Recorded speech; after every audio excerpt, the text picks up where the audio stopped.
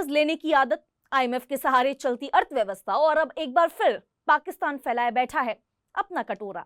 देखिए, फर्क बस इतना है कि इस बार दरवाजा आईएमएफ का नहीं है बल्कि सीधे अमेरिका का है।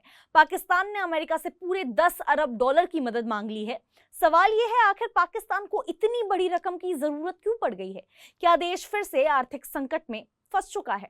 और अमेरिका अगर ये पैसा दे भी देता है तो उसे बदले में क्या मिलेगा और उसे बदले में चाहिए क्या? आइए इस पूरी कहानी को डिकोड करने की कोशिश करते हैं। पाकिस्तान एक बार फिर अपनी कमजोर अर्थव्यवस्था को संभालने के लिए बाहरी मदद की तलाश में है। खबर है, पाकिस्तान ने यहाँ पे अमेरिका से 10 अरब डॉलर यानी कि करीब 8.5 लाख करोड़ रुपीस की एक विशेष वित्तीय सुविधा की मांग की है। ये कोई साधारण कर्ज नहीं है बल्कि bilateral exchange stabilisation support facility नाम की ऐसी व्यवस्था है जिसका मकसद पाकिस्तान की डगमगाती अर्थव्यवस्था को सहारा देना और उसकी करेंसी यानी पाकिस्तानी रुपए को स्थिर रखना है। हालांकि अभी तक अमेरिका ने इस मांग को मंजूरी नहीं दी है। ना ही वॉशिंगटन और ना ही इस्लामाबाद की ओर से इस पर कोई भी आधिकारिक घोषणा हुई है। लेकिन इस खबर ने एक बार फिर पाकिस्तान की आर्थिक हालत और उसकी विदेशों पर बढ़ती हुई जो निर्भरता है वो चर्चा में आ चुकी है। देखिए, दरअसल पाकिस्तान पिछले कई सालों से गंभीर आर्थिक संकट से जूझ रहा है। देश की सबसे बड़ी परेशानी है विदेशी मुद्रा भंडार यानी कि फॉरेक्स रिजर्व की कमी। किसी भी देश के लिए यहाँ पे डॉलर का जो भंडार बेहद जरूरी होता है क्योंकि उसी से कच्चा तेल खरीदा जाता है, दवाइयां और जो जरूरी सामान है वो आयात होता है यानी इंपोर्ट होता है। विदेशी कर्ज की किश्तें जो हैं वो चुकाई जाती हैं और अंतर्राष्ट्रीय व्यापार चलता रहता है। लेकिन पाकिस्तान के पास डॉलर जो है लगातार कम पड़ते चला जा रहा है। यही वजह है कि वहां की करेंसी पर लगातार दबाव बन रहा है और विदेशी निवेशकों का जो भरोसा है कमजोर होता हुआ नजर आ रहा है। इसके साथ ही पाकिस्तान पर भारी विदेशी कर्ज भी है। हर साल उसे अरबों डॉलर की किश्तें और जो ब्याज है वो चुकाना पड़ता है।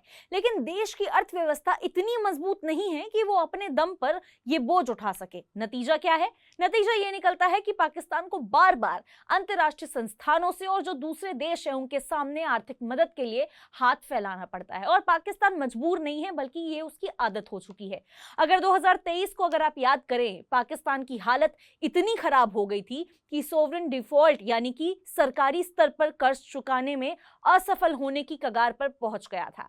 उस समय आईएमएफ ने उसे 3 अरब डॉलर का आपातकालीन जो बेल आउट पैकेज है वो देकर के राहत दी थी। बाद में पाकिस्तान को आईएमएफ का 7 अरब डॉलर का एक्सटेंडेड फंड फैसिलिटी प्रोग्राम भी मिला। इसके अलावा यहाँ पे जलवायु परिवर्तन और प्राकृतिक आपदाओं से निपटने के लिए 1.3 अरब डॉलर का जो अतिरिक्त फंड है, जो एक्स्ट्रा फंड है, वो भी यहाँ पे मंजूर किया गया। लेकिन आईएमएफ से पैसा लेना आसान नहीं होता। इसके बदले पाकिस्तान को कई कड़ी शर्तें माननी पड़ी। सरकार को टैक्स बढ़ाने पड़े, सरकारी खर्चों में कटौती करनी पड़ी, सब्सिडी तक कम करना पड़ा और कई आर्थिक सुधार लागू करने पड़े।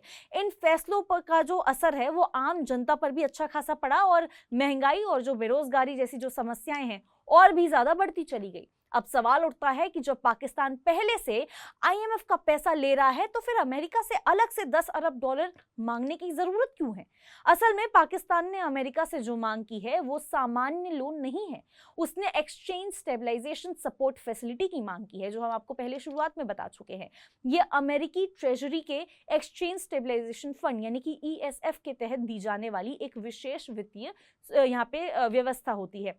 इसका उद्देश्य क्या है? इसका उद्देश्य किसी देश की अर्थव्यवस्था को अस्थायी राहत देना, विदेशी मुद्रा भंडार को मजबूत कराना और उसकी करेंसी को ज्यादा गिरने से बचाना होता है।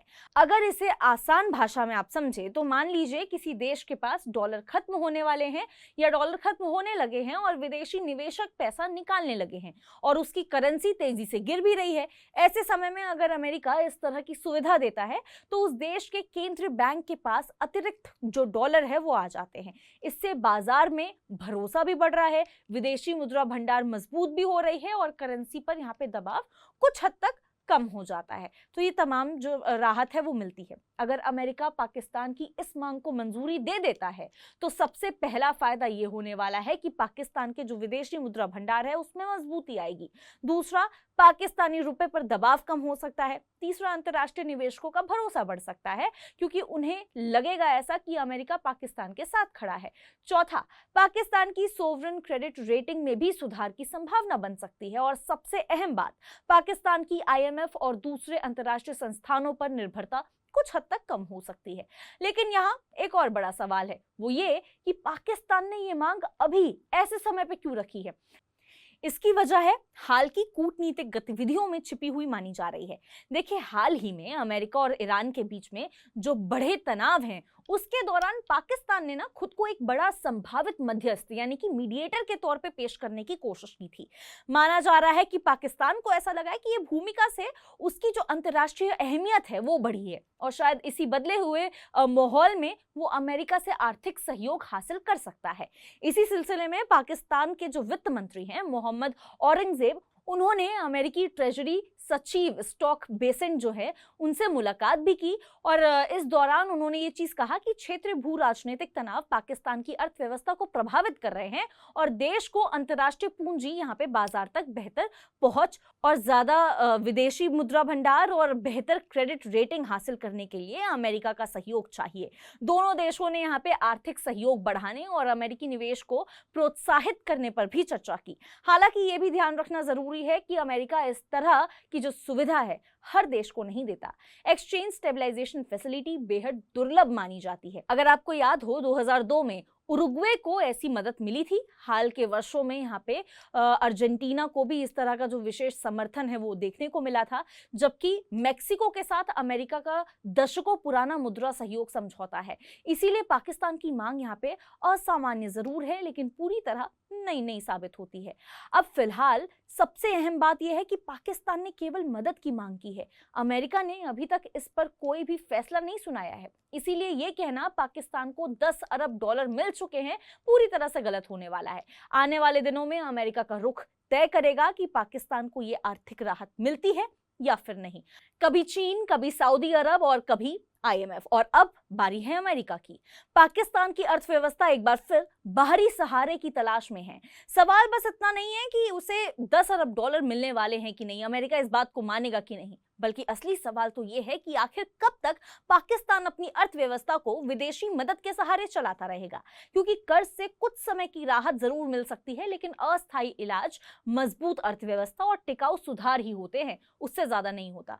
अब दिक्कत यह है कि पाकिस्तान की ये भीख मांगने की जो बीमारी है वो कैसे सुधरती है और वक्त आते हुए सुधरती है भी कि नहीं, ये देखने को आपको मिल सकता है आने वाले वक्त में। आप इस बारे में क्या सोचते हैं, क्या कुछ है आपके थॉट्स, कमेंट करके जरूर बता सकते हैं। ऐसी और खबरों के लिए विजिट कर सकते हैं हमारी वेबसाइट money9live.com, सब्सक्राइब कर सकते हैं हमारे YouTube चैनल Money9। मिलते हैं आपसे अगले वीडियो में, तब तक के लिए नमस्कार।